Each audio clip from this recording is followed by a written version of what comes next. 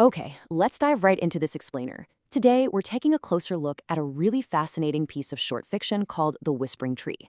Now, at first glance, you might think, oh, it's just a simple children's ghost story. You've got the classic dark forest, the creepy tree, and three friends wandering exactly where they shouldn't be.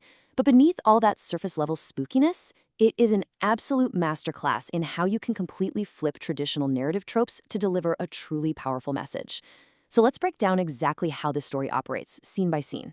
So, what happens when we face the things that scare us? I want you to keep this question in mind because it is literally the thematic heartbeat of the entire narrative. It hooks us immediately into the core emotional conflict. The author isn't just out to give us a cheap scare, they're actually setting up a scenario to test how the characters react to fear itself. Let's see exactly how they build this test. Scene 1, the forest edge and the mystery it holds. Picture a cool, crisp autumn afternoon. We've got our three friends, Emma, Leo, and Mia, venturing right up to the edge of the woods, the exact place the townsfolk always warned them to avoid. Now, what's really interesting here is the brilliant juxtaposition the author creates.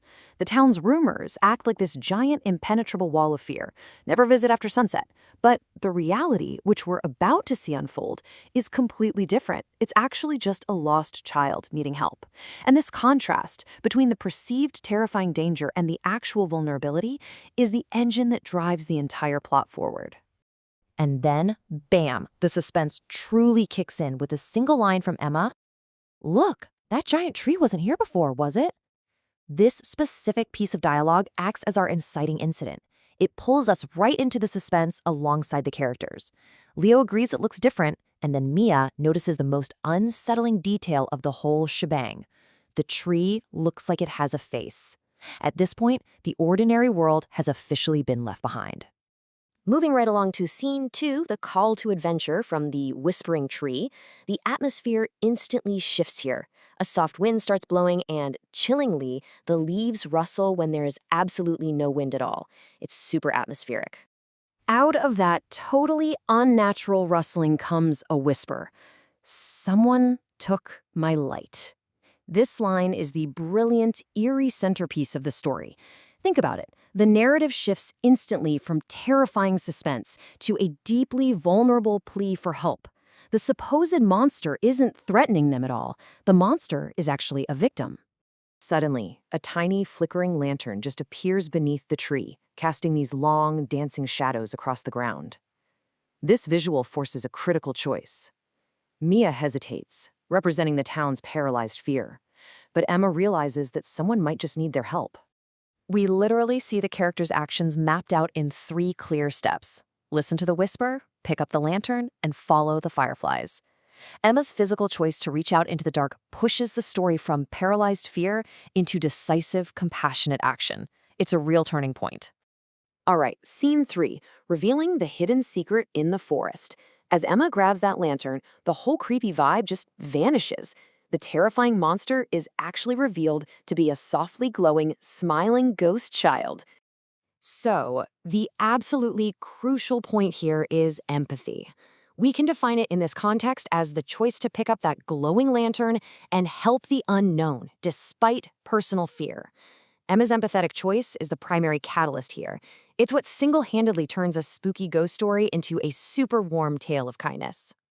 Once the ghost child is actually revealed, we learn what's really going on. He lost his lantern many years ago, and without it, he simply cannot find his way home. This sudden, raw vulnerability entirely dissolves all that tension established in the first scene. There's no longer any threat whatsoever. In fact, Leo, who was pretty spooked initially, immediately steps up with a cheerful, "We can help!"